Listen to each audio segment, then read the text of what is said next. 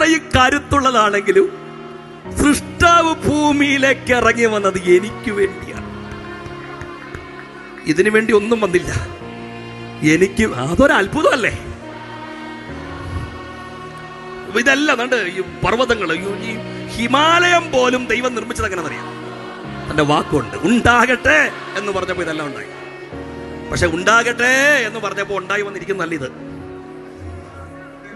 ഇതിന് വില കൊടുത്തതാണ്. സ്വർഗ മഹിമകളെ വെടിഞ്ഞ് ഇറങ്ങി വന്നിട്ട് നമ്മെ കൈകൊണ്ട് മടഞ്ഞതാണ്.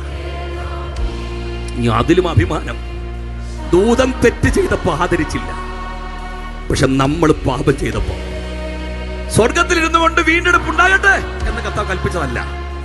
നമ്മെ വീണ്ടെടുക്കാൻ വേണ്ടി 2000 വർഷങ്ങൾക്ക് മുമ്പ് ഇസ്രായേലിന്റെ പച്ച മണ്ണിൽ എന്റെ കർത്താവ് ഇറങ്ങി വന്നു. അതൊരു മഹാത്ഭുതമല്ലേ? മടത്തറ ദേശമേ, അങ്ങനെ വന്നത് യേശുവേ ഉള്ളത് കൊണ്ട് ഞങ്ങൾ അഭിമാനത്തോടെ പറയാണ്, മറ്റൊരുത്തരിലും രക്ഷയില്ല.